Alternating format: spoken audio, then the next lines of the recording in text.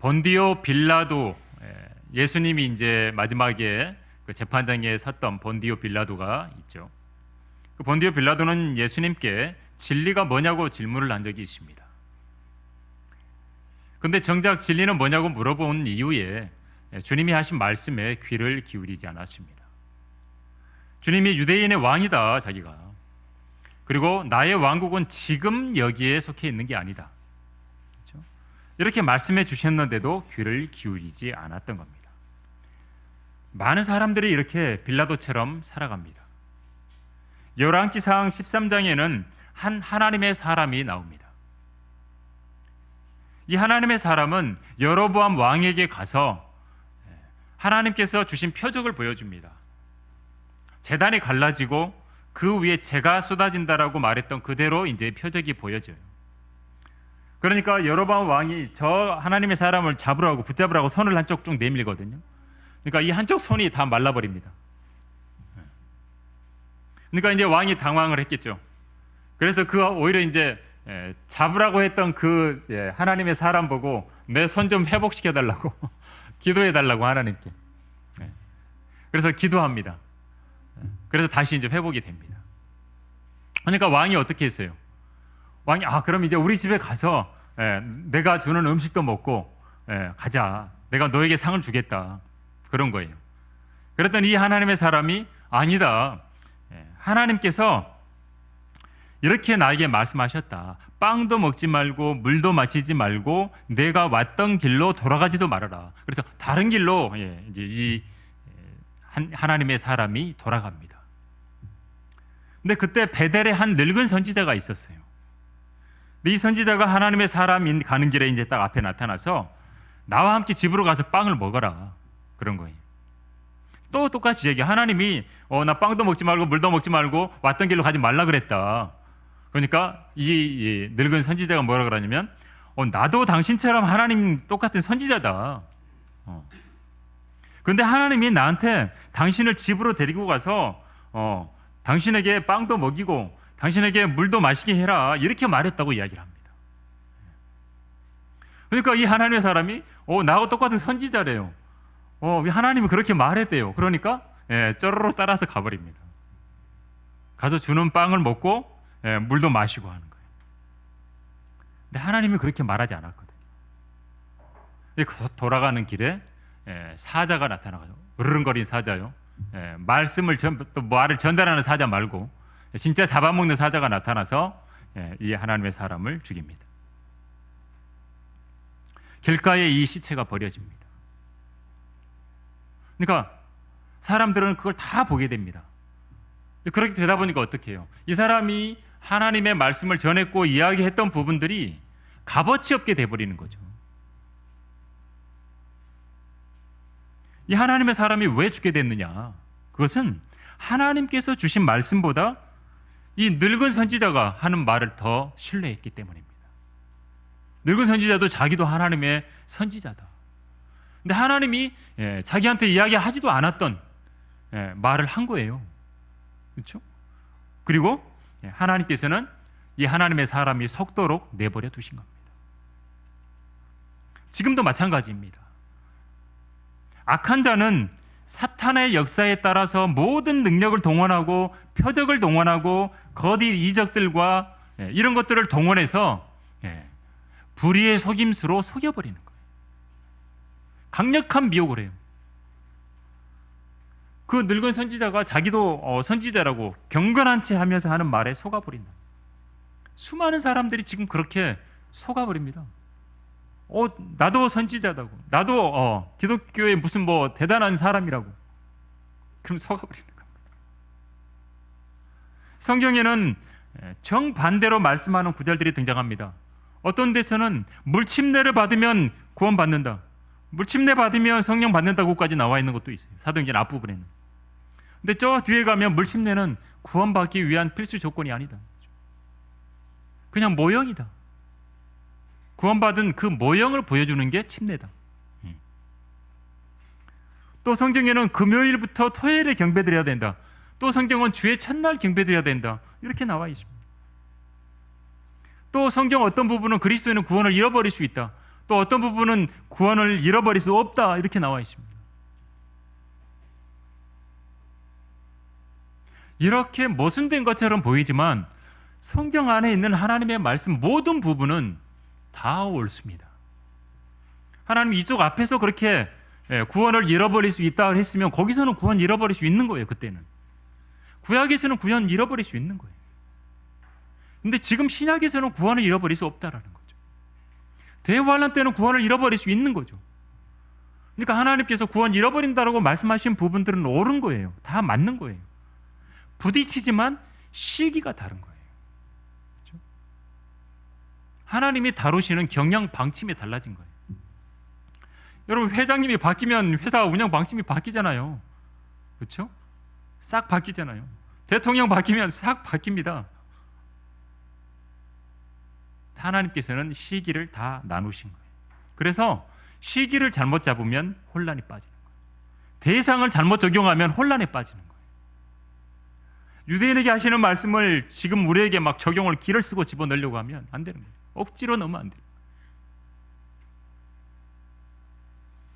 그래서 어떤 사람들은요, 성경은 부분적인 진리만 들어있는 책이야 이렇게 말해요. 이게 더 무서운 거예요. 부분적으로 여기만 하나님 말씀이고 나머지는 하나님 말씀이 아니라고 생각하는 거. 그게 더 무서운 거예요. 그게 더 잘못된 거예요. 여러분, 성경은 죄, 죽음, 도덕, 의, 사후세계 다 나와 있습니다. 과거에 일어난 일, 미래에 일어날 일 모두 다 역사적으로 기록하고 있습니다. 여러분, 성경에서 말씀하시면 그대로 됩니다. 무서운 책 아닙니까? 성경이 말하면 그대로 됩니다. 근데 인간들은 자기의 역사를 자기들 마음대로 쓰고 싶어 합니다. 옛날에 왕들 어때요? 무슨 실록을 기록을 할 때 자기에 대해서 제대로 쓰라고 뭐 그렇죠? 나쁘게 쓰면 싫어하고 그렇지 않아요. 그래서 그것도 100% 믿을 수는 없어요. 실록 기록된 것들. 자, 그렇다는 거예요. 근데 하나님께서 기록하신 성경은 어떤 일이 일어날지 정확하게 말씀하시면 그대로 된다라는 거예요. 정확하게. 여러분, 역사의 중심이 누굴까요? 어딜까요? 중국은 자기들이 역사의 중심이라고 이야기를 했습니다. 늘 옛날에. 그래서 중국 옆에 있는 모든 나라들은 전부 뭐 오랑캐라고 생각을 했어요. 여러분, 세계사 시간에 배웠잖아요. 동쪽에 있으면 동이, 서융, 남만, 북적 해가지고 다 뭐 자기 중국 옆에 있는 모든 것들은 다 오랑캐래.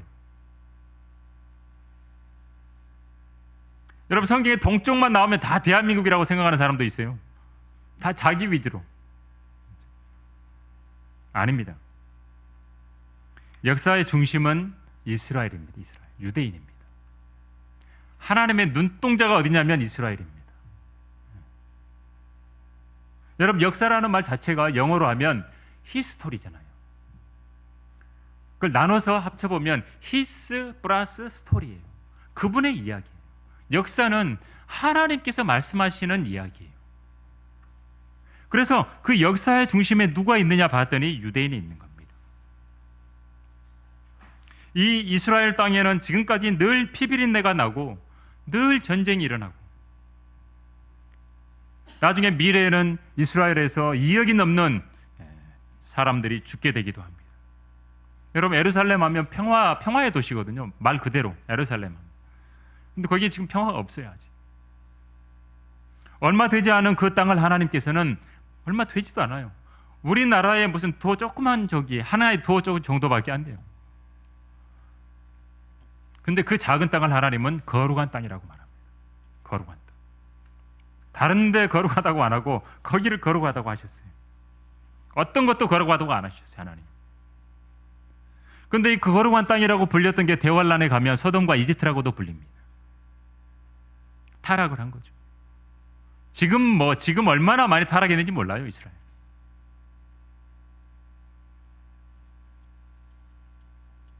지금 이제 행정상으로는 텔아비브가 이제 이스라엘의 수도인데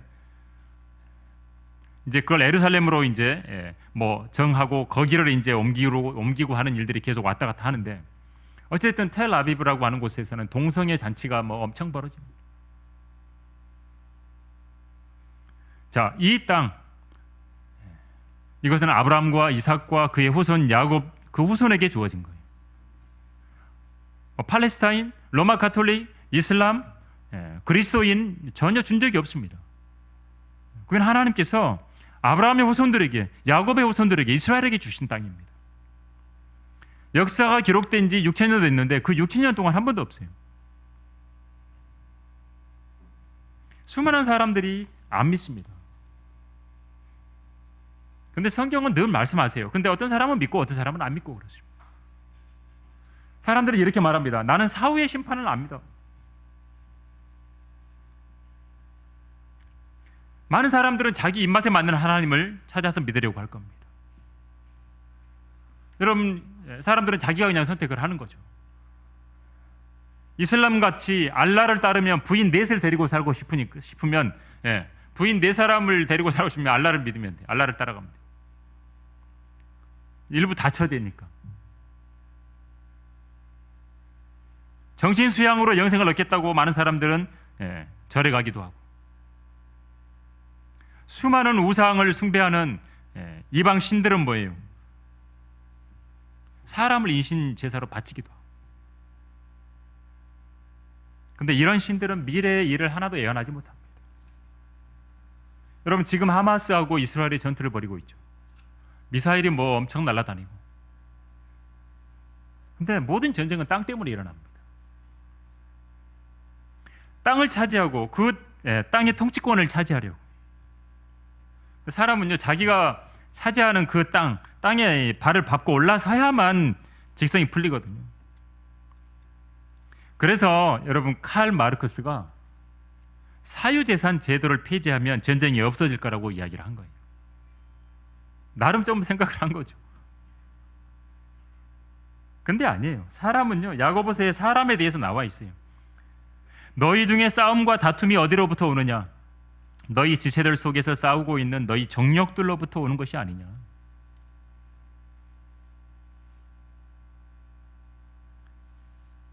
여러분, 세계에도 세상에서도 보면 어떤 단체들이 많잖아요. 유엔도 마찬가지고. 민족주의라는 걸 없애면 이 땅에 평화를 실현할 수 있다고 생각했어요. 근데 안 됩니다. 없어지지 않습니다. 인간이 죄를 멈추기 전에는 전쟁을 멈출 수 없습니다.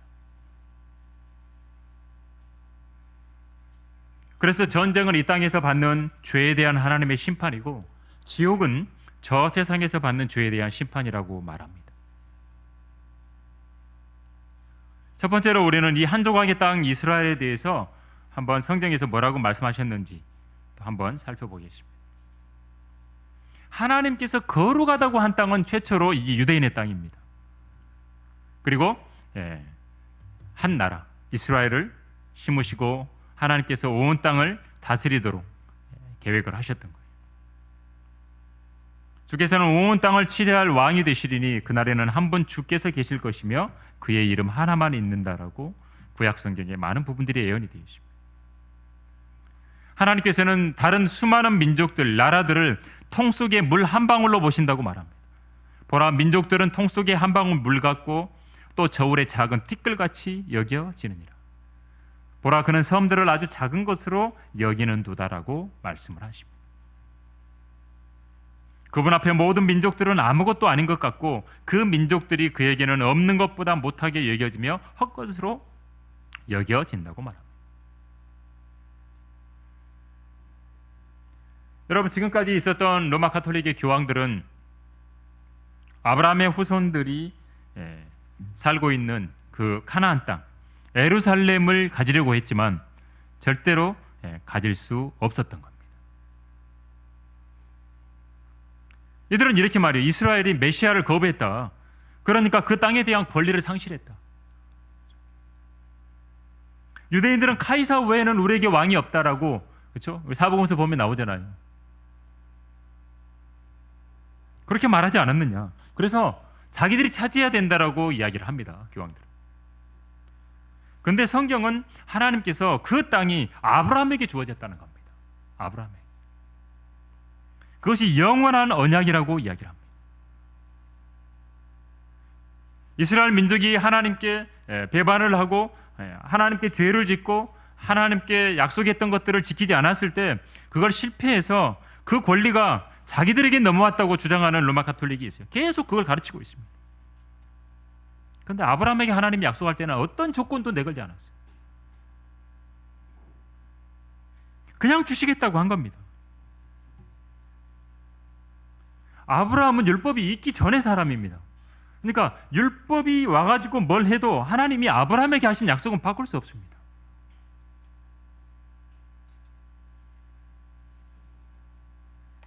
하나님께서 그리스도 안에서 미리 확정하신 언약을 430년 후에 생긴 율법이 폐기시킬 수 없으며 그 약속을 무효화할 수 없느니라라고 말하거든요. 성경이 말씀하시는 거예요.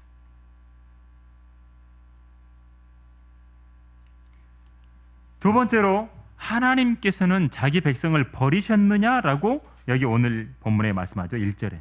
근데 대답이 뭐죠? 결코 그럴 수 없느니라라고 말합니다. 세상에 이제 많은 사람들은 유대인을 하나님이 좀 버렸으면 좋겠다고 생각해요. 유대인을 좀 버리고 유대인이 멸망을 하고 그래서 유대인에게 있었던 모든 것들을 자기네들이 좀 가졌으면 하는 사람들이 있습니다. 많습니다. 근데 아니에요. 여러분, 구원은 유대인에게서 나옵니다. 얼마나 중요합니까, 유대인?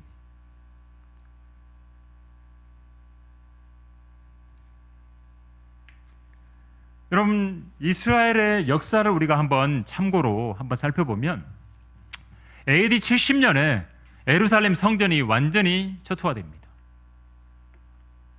파괴됩니다. 그리고 난공불락의 요새라고 했던 그 마사다 요새, 뭐 이스라엘 쪽에 뭐 관광을 가면 거기도 꼭 구경하러 가요, 사람들이. 거기서 이제 최후의 저항을 했는데 AD 73년에 완전히 이제 함락이 되면서 이스라엘은 멸망합니다. 그리고 계속해서 이제 통치를 받게 되죠. 로마의 통치를 받게 된 상황이었고, 또 135년에 유대인이 반란을 합니다. 유대 성전이 있던 자리에 이교도 사원을 세우겠다고 한 거예요. 그래서 사람들이 모여서 막 반란을 일으킨 거예요. 근데 이때 진압하면서 거의 100만 명이 죽습니다. 그리고 AD 135년부터 640년까지 로마가 계속해서 지배를 합니다.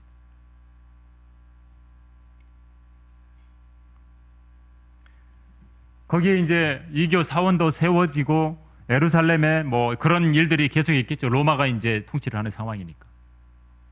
그래서 유대 지방 이름이 그때 시리아 팔레스티나로 바뀐 거예요. 그래서 거기서 팔레스타인이라는 말이 나온 겁니다. 유대 지역의 이름을 로마가 시리아 팔레스티나라는 이름으로 바꾼 거예요. 그래서부터 거기서부터 팔레스타인이라는 말이 나온 거예요. 그리고 성경에도 이 지명이 등장해서 팔레스티나, 뭐 팔레스타인이라는 말들이 등장하기 시작한 겁니다.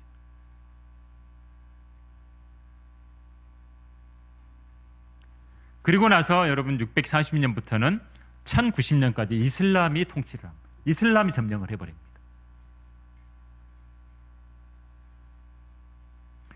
근데 로마 제국이 통치를 할 때는 뭐 이렇게 문호도 개방이 되고 많은 사람들이 왔다 갔다 하고 모든 걸 할 수 있었는데, 이슬람이 딱 점령을 한 상태에서는 완전히 모든 걸 다 차단해 버립니다.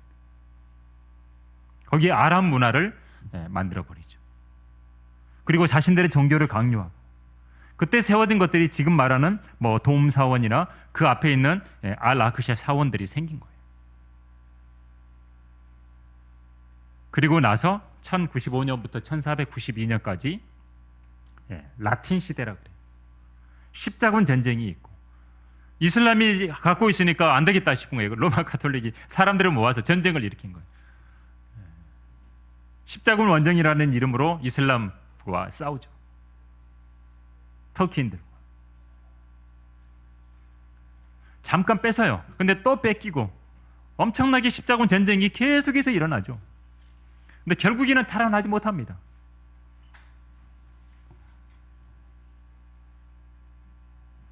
그렇게 역사적으로 이스라엘은 계속해서 통치를 당한 거예요.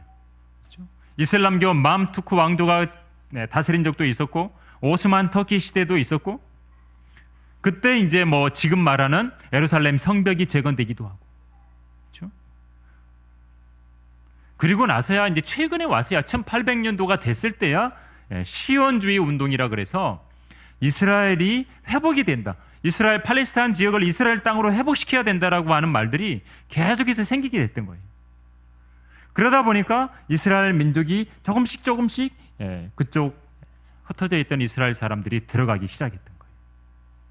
1914년도가 돼서야 겨우 9만 명이 넘는 이스라엘 사람들이 팔레스타인의 그 자리에 팔레스타인에 들어가게 됐던 거예요. 그리고 여러분이 잘 알고 있는 영국의 외무장관 벨푸어라는 사람이 벨푸어 선언을 해요. 독일과 전쟁하는데 유대인들로부터 뭔가 영향력을 얻어야 되기 때문에 벨푸어 선언을 해서 내가 당신네들 독립하는데 결정적으로 내가 도와주겠다 하기 시작한 거예요. 하나님께서는 이런 세계의 역사를 주관하면서 결국에는 이스라엘 민족이 끝나지 않았다는 걸 보여주세요. 회복시키는 거예요. 그러면서 영국이 1918년에 이스라엘을 점령해서 통치를 하기도 하고 그러면서 나중에 중간에는 히틀러에 의해서 600만 명이 학살되기도 하고 전쟁이 흩어져 있던 유대인들이 그 뒤에 독일이 패망하잖아요. 패망한 다음에 이제 그 다음에 주변에 있던 나라들이 전부 독립을 합니다. 독립을 하고 있는 시기예요. 그게 1940년대예요. 그리고 드디어 1948년 5월 14일에 이스라엘이 독립을 한 겁니다. 여러분 에스겔서 37장을 읽어보면 거기에는 마른 뼈가 다 다시 군대를 이루고 다시 살아나는 걸 보게 됩니다. 그게 이스라엘이거든요. 에스겔 37장은 이스라엘이 완전히 죽었어요. 마른 뼈로 그냥 다 있었어요. 근데 거기에 살이 붙고 힘줄이 붙고 신경이 붙고 그 다음에 살아나서 군대가 되고 거기에 하나님의 호흡을 집어넣으니까 이제 살아있는 군대가 됩니다. 그게 이스라엘 회복을 말씀하는 거예요. 그렇게 1948년 5월 14일에 이스라엘은 완전히 국가가 다시 형성이 된 겁니다. 여러분 한번 생각해 보세요. 2000년 가까이 사라져버렸던 나라가 어떻게 다시 나라가 돼요? 우리 대한민국 일제치하 36년 동안만 있었는데도 아마 한 100년 정도 됐으면 그냥 끝났을 것 같아요. 끝났을지 몰라요. 근데 이스라엘은 어떻게 해요? 2000년 가까이 거의 흩어졌었잖아요. 완전히 세계 곳곳으로 흩어져 버렸죠. 그런데 이스라엘이 회복이 된 거예요. 아랍 동맹이 이스라엘이 나라를 세우려고 하니까 얼마나 긴장하겠어요. 전쟁을 했죠. 근데 이 전쟁을 했지만 그걸 제1차 중동 전쟁이라 그래요. 했지만 아무리 아랍 군대가 숫자도 많았지만 이스라엘 그 조그마한 이스라엘에 바로 져버립니다. 그리고 오히려 더 많은 영토를 이스라엘이 차지합니다. 이거 하나님께서 선택한 민족이기 때문에 그래요. 하나님이 도우고 계시는 거예요. 이스라엘이 회복될 거를 도우고 계시는 거예요. 근데 세계의 역사는 계속 반대되는 세력들이 생기죠. 피에로 팔레스타인 해방기구 1964년도에 생기고 또 뭐 이렇게 조금 어떨 때는 좋았다가 나빴다가 그러다가 유명한 제2차 중동 전쟁이 일어나잖아요. 그걸 6.1 전쟁이라고도 해요.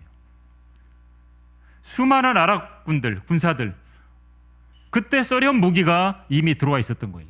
거기에. 근데 6일 만에 그 모든 아랍 군대를 다 무너뜨려 버립니다. 그리고 소련의 미사일까지 그 엄청난 무기까지 전부 다 가지고 갑니다. 그리고 예루살렘의 동쪽까지 완전히 점령을 해버립니다. 그래서 지금도 이스라엘이 예루살렘 동쪽도 점령지로서 통치를 하고 있는 거예요. 그 도움사원은 무너뜨리지는 않았지만.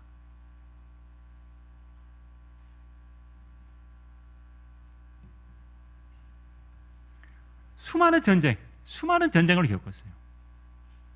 욤키프르 전쟁, 수많은 전쟁들을 겪고 지금도 1988년도에 하마스가 그때 만들어진 거거든요.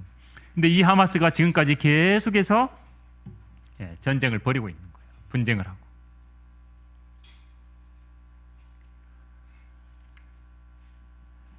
프레드릭 데제가 한 그리스도인에게 성경이 하나님의 영감으로 기록된 책이라는 증거를 제시해 보라고 했어요. 그랬더니 그리스도인이 뭐라 그랬냐면 대답을 한 거예요.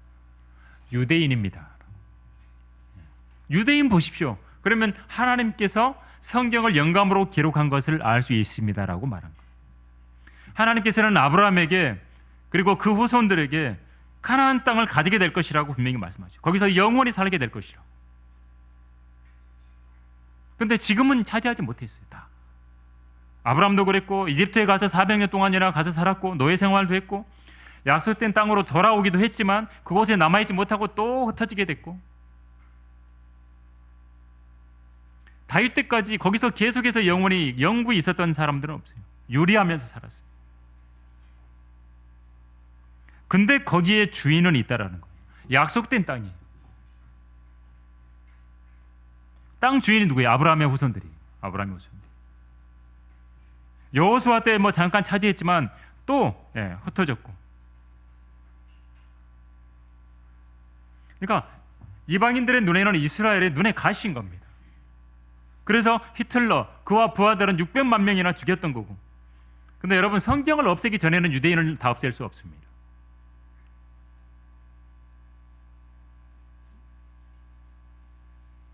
여러분 2000년 동안이나 세상은 어땠습니까? 전쟁을 한번 없애버리고 얼마나 애를 썼습니까? 노력을 했어요. 근데 전쟁을 없애려고 그 내놓은 방안이 뭐냐면 더 크고 훌륭한 군대를 만드는 거예요. 전쟁 없앤다 하면서 더 크고 훌륭한 군대를 만드는 거예요. 땅의 평화를 유지한대요. 근데 평화를 어떻게 유지하느냐? 자기가 말하는 평화에 동조하지 않으면 다 죽여버리는 거예요. 여러분 적그리스도도 그렇게 세상을 점령할 겁니다. 성경에 다니엘서에 그렇게 예언되어 있잖아요. 평화로 모든 걸 멸해버린다. 점령한다고. 평화로 점령하는데 거기에 동조 안 하면 다 죽이고 말은 평화예요.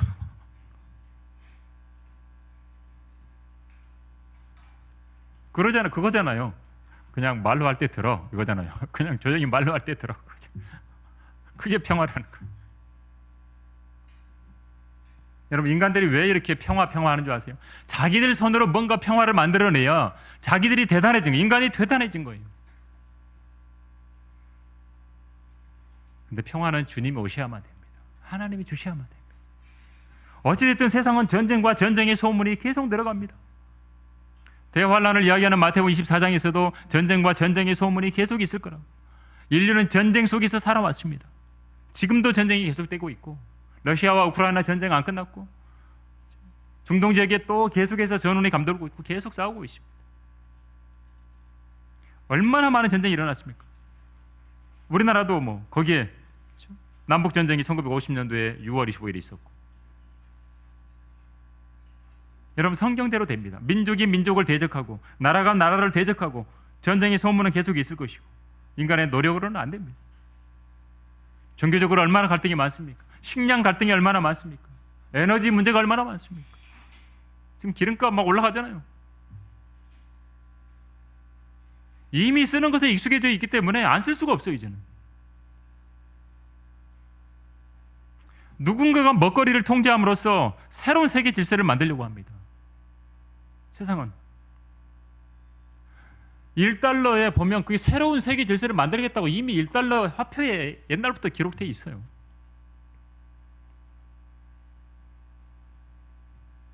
대환란 때 우리 공부했죠. 오후에 우리 항상 요한계시록 공부하고 있는데 창백한 말 한 마리가 등장하고 수많은 사람들이 칼과 굶주림과 사망과 땅의 짐승들로 땅의 4분의 1이 죽잖아요.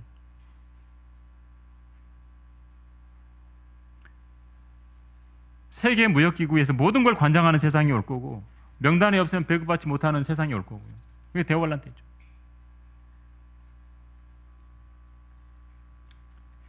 이념으로는 실패했어요. 그래서 먹는 것으로 통제합니다. 먹을 것으로, 굶주림으로, 식량을 통제함으로 통제하려고 하는 거죠.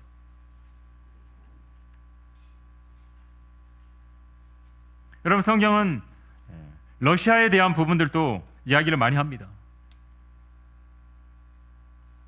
수많은 무기들을 가지고 있었던 거 아까 3차 세계 대전이 일어날 수도 있었는데 그걸 이제 유대인들이 승리함으로 인해서 그게 일어나지 않았던 거예요. 1982년도에 날 뻔했어요, 실은. 근데 그걸 전부 이스라엘이 다 가져간 겁니다. 그 엄청난 러시아의 무기들. 여러분, 우리는 하나님께서 베풀어 주시기 때문에, 하나님께서 보호해 주시고 하나님께서 말씀하신 그대로 해주고 있기 때문에 지금 우리가 하나님 은혜 가운데 살고 있는 거거든요, 실은. 여러분, 지금 세상에 무슨 일이 일어나도 이건 전혀 뭐 이상하지 않는 세상이에요. 그렇잖아요. 무기들이 얼마나 강력합니까? 우주 전쟁까지 할 준비를 다 하잖아요, 지금 세상이. 여러분, 그런 세상이에요. 근데 미국이나 러시아나 그거는 있을 거예요, 아마. 지금 하나님께서 통제하고 계신다. 성도들이 부활하고 휴거되기 전까지는 3차 세계대전을 허락하지 않으실 거라는 겁니다. 지금 고난 가운데 살아요. 근데 적그리스도가 등장하고 7년 동안 이스라엘 가운데서 평화조약을 맺고 3년 반이 지나서 그걸 이제 어기고 진짜 제대로 된 박해를 시작한다는 거죠. 성경에 그렇게 기록을 다 해주신 거예요. 러시아는 전 세계 그리스도인들과 부활과 휴거가 있기 전에는 이스라엘을 공격할 수 없습니다. 하나님께서 딱 막고 계십니다. 여러분, 그리스도의 지체인 성도들이 휴거되면 인구가 팍 줄겠죠. 지구의 인구가 줄어들 겁니다. 수많은 그리스도인들이 전부 사라지면 미국의 인구가 많이 줄어들 것 같아. 미국에 그리스도인들이 많잖아요. 그렇죠? 확 줄어들어요. 그럼 어떻게 하겠어요? 공산 체제인 러시아, 옛날 소련 뭐 이런 체제는 와, 여기 인구 줄었네, 약화됐네. 그럼 바로 공격을 하는 거예요.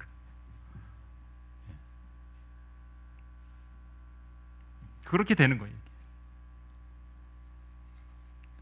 수소폭탄, 뭐 원자폭탄이 아니에요. 이제는 뭐 수소폭탄 뭐 다 만들어져 있어요.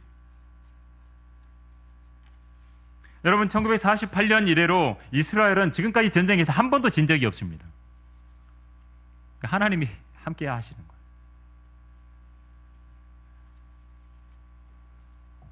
전쟁에 지면 이스라엘은 뭐 그 조그만 거 나라 뭐 완전히 다 잃어버릴 겁니다. 우리는 이렇게 성경을 통해서 하나님께서 자기 백성을 버리셨느냐? 하나님 안 버리셨다는 거예요. 이스라엘 버리지 않으셨습니다. 이스라엘이 온갖 나쁜 짓을 하고 온갖 우상 숭배를 하고 하나님께 등을 돌리고 무슨 짓을 해도 하나님께서는 그래도 아브라함과 약속하셨던 부분들을 버리지 않으시는 거예요.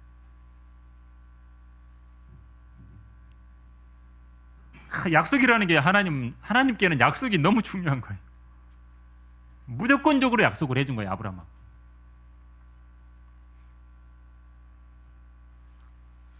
여러분, 세상에서 유일하게 이스라엘에 대해서, 유대인에 대해서 이 성경이 얼마나 많이 나옵니까? 구약 성경 봐보세요. 전부 유대인 이야기잖아요. 하나님의 이 중심은, 역사의 중심은, 하나님의 눈의 중심은 이스라엘에게 가 있다고. 그래서 우리가 이스라엘에 무슨 일이 생기면 딱 귀를 기울이는 거예요. 보는 거예요. 무슨 일이 있나.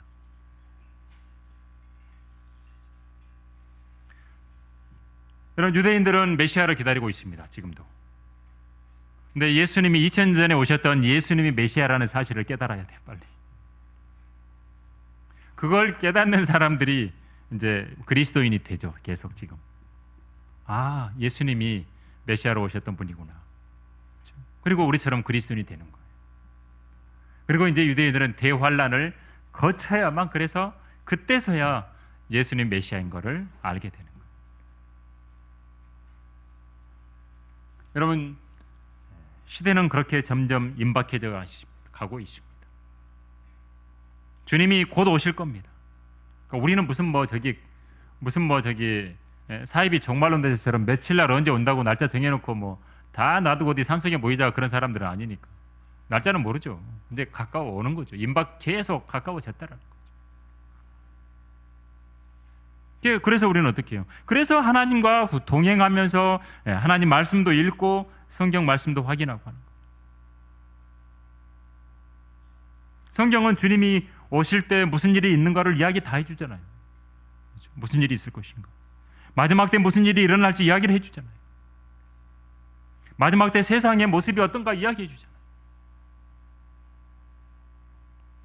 그것도 신약 성경에서 이야기를 해줍니다. 구약이 아니라 이제는 신약에서 마지막 날들에 어떤 사람들의 어떤 그 상태들인가 등장하잖아요. 경건의 모양만 있고 경건의 능력은 없고, 자기만 사랑하고 돈을 사랑하고 자긍하고 교만하고 하나님 모독하고 부모에게 불순종하고 감사하지도 않고 거룩하지도 않고 무정하고 화해하지 않고 뭐 이런 어떤 상태들, 곳곳에서 마지막 날들에 어떤 일이 일어날지를 이야기를 해줍니다. 미혹하는 영들이 등장하고 마귀들의 교리를 따르는 사람들이 많아질 것이고, 그래서 성경은 하나님께서는 모든 사람이 구원을 받고 그 다음에 뭐 하라고 하신 거예요? 구원받는 것 시작이고 그 다음에 진리의 지식에 이르기를 원하시느니라 라고 말씀하시죠. 그래서 하나님 말씀, 성경적인 지식을 가져야 돼요. 또한 진리의 말씀을 올바로 나눌 때 알 수 있는 거예요. 최소한 구약 신약 나누는 것처럼. 여러분, 점점 자기가 그리스도라고 말하면서 사람들을 미혹하는 사람들이 얼마나 많이 나옵니까? 대한민국에도 많잖아요. 대혼란을 향해 갈수록 많은 속임수들이 많아집니다. 뉴 에이지 사상들이 얼마나 위험한지 모르는데 사람들이 속아서 빠집니다. 다 우리는 하나다. 하나로 연합해라. 하나의 돈 주머니만 만들자. 그렇게 하나더라고. 구주가 하나뿐인 시대는 끝났다 그러면서 사람들을 이제 자꾸 인식을 주는 겁니다. 이게 뉴 에이지 사상. 여러분, 가짜를 알려면 영들을 시험해 보면 합니다. 무엇이든지 간에 성경으로 비춰보면 합니다. 하나님께서 뭐라고 말했느냐? 이스라엘에 대해서 하나님께서 여전히 끝나지 않았고 버리지 않았고 7,000명을 바알의 형상에 무릎을 꿇지 아니한 7,000명을 남겨두셨다는 말씀을 하면서도 이렇게 하시면서 얘기하는 거예요. 남은 자가 있다. 로마서 11장 뒷부분에 가면 이스라엘의 일부가 완고하게 된 것뿐이다. 오히려 이방인들의 죄가 충만하게 차면 온 이스라엘이 구원받게 된다 말씀하고 있습니다. 그리고 지금 우리가 구원받는 이 시대의 구원도 더 이상 행위가 아니다. 은혜로 된 것이면 더 이상 행위가 아니다. 완고하게 되지 말아라 말합니다. 이스라엘이 잠깐 그렇게 완고하게 됐었고 이스라엘이 실족했던 것은 그것으로 인해서 구원이 이방인들인 우리에게 오게 된 거 아니냐. 그걸 바울이 로마서 11장에서 이야기해 주는 거예요. 얼마나 감사해요. 그렇죠? 유대인들이 실족해서 잠깐, 그렇죠? 올리브 나무가 잠깐 꺾인 거예요. 로마 11장 말씀으로 하면.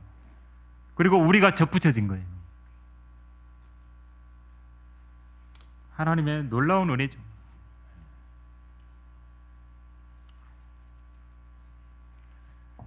이렇게 하나님이라고 하는 말을 사용하는 사람들은 많지만 성경 속에서 말씀하시는 참 하나님을 기다리고 말씀하는 사람들은 소수라는 거예요. 많은 사람들이 미혹에 넘어가고 배교하게 되고 저번문으로 들어가는 사람 소수라는 거예요.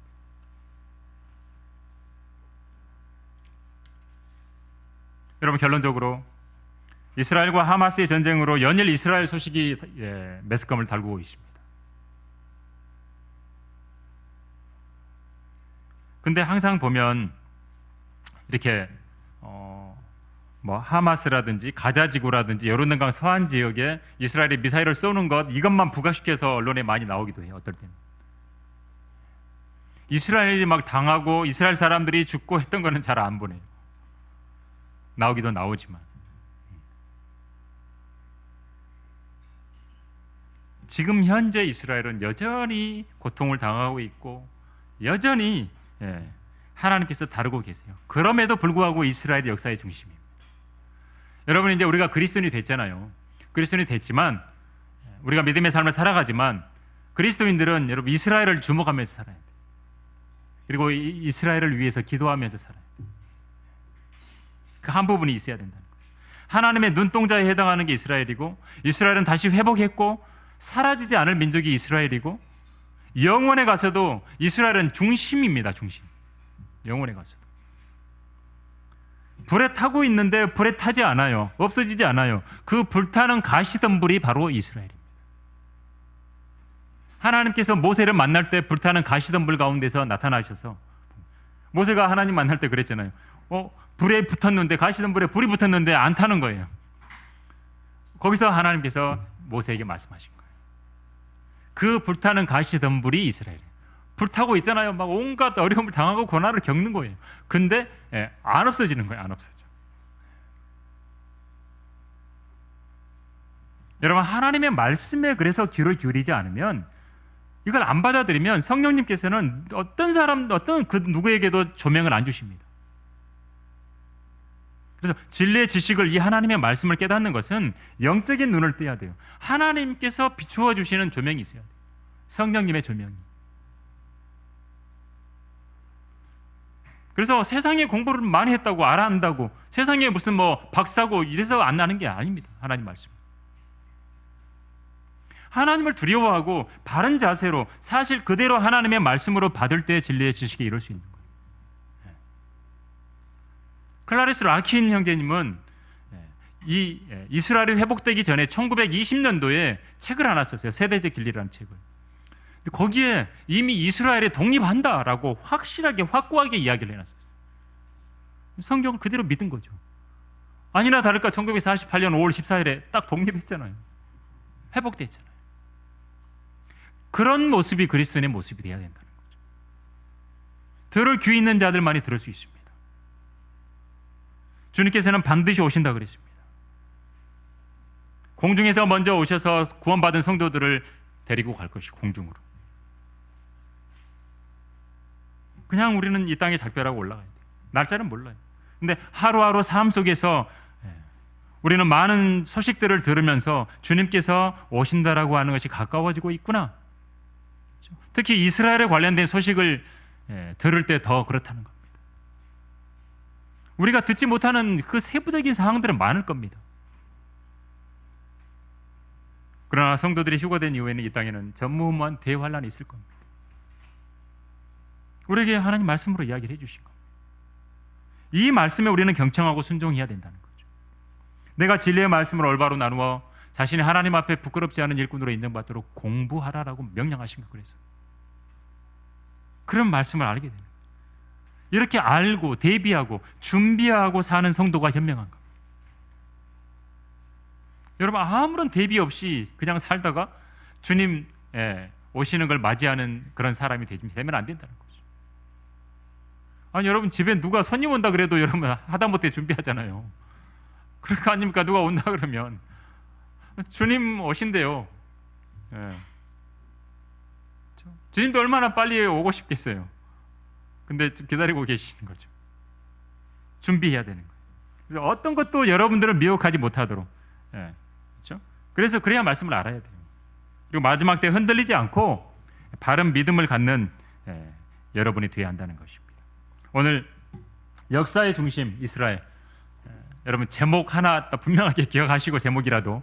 그래서 여러분이 이제 이스라엘에 관련된 부분들을 들었을 때는 성경으로 한번 확인해 보고, 하나님이 이스라엘에 대해서 뭐라고 말씀해 놓으셨는가를 확인해 보면, 역시 하나님께서 이스라엘 백성들을 버리지 않았구나.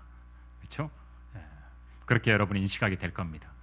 여러분의 또 믿음에서 이스라엘이라고 하는, 유대인이라고 하는 부분이 한 부분도 여러분에게 경각심을 주고, 또 여러분의 믿음의 생활을 하는 데 있어서 확실하게 또 한 부분 도움이 되는, 그래서 주님 오실 것을 늘 준비하고 살아가는 그런 성도들이 되는 좋은 계기가 되기를 간절히 바랍니다.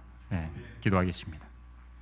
아버지 하나님, 오늘 저는 지금 현 세상에서 벌어지는 이스라엘과 하마스의 전쟁과 관련해서, 또 하나님께서 이스라엘에 관련돼서 무엇이라고 말씀하시는지를 한번 역사적인 부분들을 또 살펴보았습니다.